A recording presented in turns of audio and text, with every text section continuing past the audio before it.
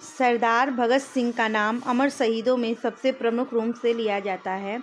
भगत सिंह का जन्म 28 सितंबर 1907 को पंजाब के जिला लायलपुर में बंगा गांव में एक देशभक्त सिख परिवार में हुआ था, जो इस वक्त पाकिस्तान में है, जिसका अनुकूल प्रभाव उन पर पड़ा था। उनके पिता का नाम सरदार किशन सिंह था और माता का नाम विद्यावती कौर था। यह एक सिख परिवार था जिसने आर्य समाज में के विचार को अपना लिया था। उनके परिवार पर आर्य समाज व महर्षि दयानंद की विचारधारा का गहरा प्रभाव था। भगत सिंह के जन्म के समय उनके पिता सरदार किशन सिंह एवं उनके दो चाचा अजीत सिंह तथा स्वर्ण सिंह अंग्रेजों के खिलाफ होने के कारण जेल में बंद थे। जिस दिन भगत सिंह पैदा हुए, उनके पिता एवं चाचा को जेल से रिहा किया गया था। इस शुभ घड़ी के अवसर पर भगत सिंह के घर में खुशी और भी बढ़ गई थी। भगत सिंह के जन्म के बाद उनकी दादी ने उनका नाम भागोवाला रखा था, जिसका मतलब होता है अच्छे भाग्य वाला। बाद में भगत सिंह ने कहा जाने लगा। वह 14 वर्ष की आयु से ही पंजाब की क्रांतिकारी संस्थाओं में कार्य करने लगे थे। डीएवी स्कूल से उन्होंने 9वीं की परीक्षा उत्तीर्ण की। 1923 में इंटरमीडिएट की परीक्षा पास करने के बाद उन्हें विवाह बंधन में बंधने की तैयारियां होने लगी तो वह लाहौर से भागकर कानपुर आ गए। फिर देश की आज़ादी के संघर्ष में ऐसे रमे कि पूरा जीवन ही देश को समर्पित कर दिया। भगत सिंह ने देश की आज़ादी के लिए जिस साहस और के साथ शक्तिशाली ब्रिटिश सरकार का मुकाबला किया, वह युवकों के लिए हमेशा ही एक बहुत बड़ा आदर्श बना रहा है और रहेगा। भगत सिंह को हिंदी, उर्दू, पंजाबी तथा अंग्रेजी के अलावा बांग्ला भी आती थी, जो उन्हें बटुकेश्वर दत्त से सीखी थी।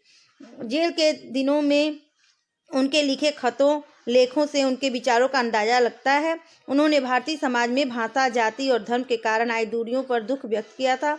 उन्होंने समाज में के कमजोर वर्ग पर किसी भारतीय प्रहार को भी उसी शक्ति से सोचा जितनी कि किसी अंग्रेज के द्वारा किए गए अत्याचार को। उनका विश्वास था कि उनकी शहादत से भारतीय जनता के और उग्र हो जाएगी, लेकिन जब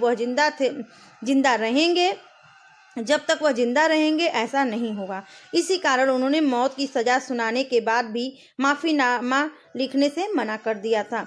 अमृतसर में 13 अप्रैल 1919 को हुए जलियांवाला बाग हत्याकांड ने भगत सिंह को सोच पर गहरा प्रभाव डाला और कि लाहौर के नेशनल कॉलेज की पढ़ाई छोड़कर भगत सिंह ने भारत की आज़ादी के लिए नौजवान भारत सभा की स्थापना की। काकोरी कांड में रामप्रसाद बिस्मिल सहित 4 क्रांतिकारियों को फांसी व 16 अन्य को कारावास की सजा से भगत सिंह इतने ज़्यादा बेचैन हुए कि चंद्रशेखर आज़ाद के साथ इनकी पार्टी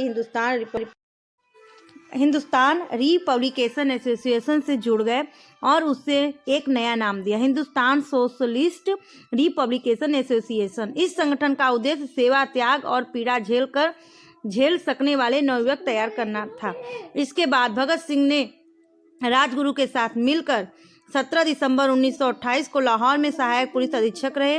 अंग्रेज अधिकारी जेपी सैंडर्स को मारा। इस कार्यवाही में क्रांतिकारी चंद्रशेखर आज़ाद ने भी उनकी पूरी सहायता की। इसके बाद भगत सिंह ने अपने क्रांतिकारी साथी बटुकेश्वर दत्त के साथ मिलकर अली रोड दिल्ली स्थित ब्रिटिश भारत की तत्कालीन सेंट्रल असेंबली के सभागार में 8 अप्रैल 1929 को अंग्रेज सरकार को जगाने के लिए बम और पर्चे फेंके। बम फेंकने के बाद वहीं पर उन दोनों ने अपनी गिरफ्तारी भी दी। इसके बाद लाहौर षड्यंत्र के इस मुकदमे में भगत सिंह जी को और उनके 2 अन्य साथियों राजगुरु तथा सुखदेव को 23 मार्च 1931 को एक साथ फांसी पर लटका दिया गया। यह माना जाता है कि मृत्युदंड के लिए 24 मार्च की सुबह ही तय थी, लेकिन लोगों के भय से डरी सरकार ने 23-24 मार्च की मध्यरात्रि ही इन वीरों को जीवन लीला समाप्त कर दी और रात के अंधेरे में ही सतलज के किनारे उनका अंतिम संस्कार भी कर दिया।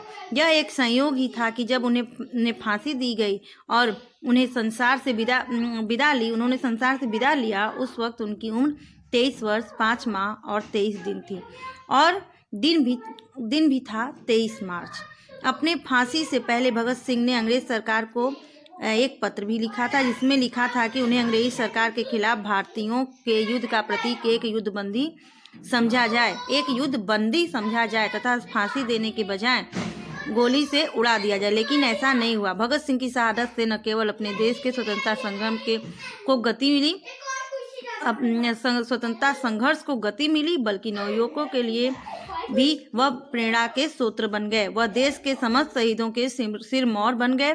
भारत और पाकिस्तान की जनता उन्हें आज़ादी के दीवाने के रूप में देखती है, जिसे अपनी जवानी सहित सारी जिंदगी देश के लिए समर्पित कर दी।